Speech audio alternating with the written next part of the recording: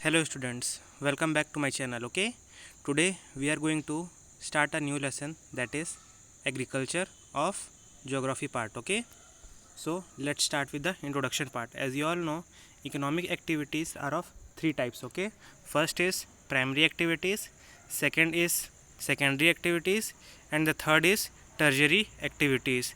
Primary activities are those activities which are connected with extraction and production of natural resources. Okay, and for example, agriculture and fishing can be termed as primary activities, means those activities which involves extraction and production are termed as natural resources. Okay, now what are secondary activities? Secondary activities are concerned with the processing of natural resources, okay, to manufacturing products like baking of bread, weaving of clothes, etc. are termed as secondary activities, means those activities which involve processing of natural resources to manufacturing the products. Okay, example is given: baking of bread, weaving of cloth are termed as the secondary activities.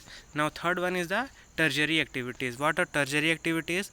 Tertiary activities provides services like transport, trade, banking, insurance, advertising, etc. are termed as tertiary activities. Okay, next is, as you all know, agriculture is the primary activity which includes growing crops, fruits, vegetables, flowers, and rearing of livestock. Okay, 50% of the person in the world are engaged in agricultural activity, means the total population of the world, in that half of the population is already engaged in agricultural activity.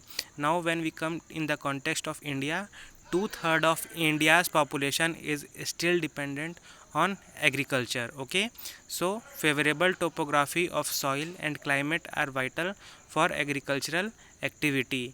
The land on which the crops are grown is termed as arable land. Okay, so the land which are grown, the land which is used for growing crops are termed as arable land. So from the exam point of view, if the question comes what is arable land, you can write it from here. Okay, next is various types of cultures. Okay, first is agriculture. Agriculture means raising crops and rearing livestock. Second one is sericulture, that is rearing of silkworms and silk production are termed as sericulture. Third one is pisciculture, means breeding of fish is termed as pisciculture. Viticulture means cultivation of grapes. Last is horticulture, which is concerned with growing of vegetables, flowers, and fruits, etc. Next we will come to our topic, that is farm system. You all know agriculture or farming is a system in which seeds, fertilizers, machinery, and labor are important inputs. Okay, so in which fertilizer, machinery, and labor are important inputs are the terms which are used in agriculture or farming.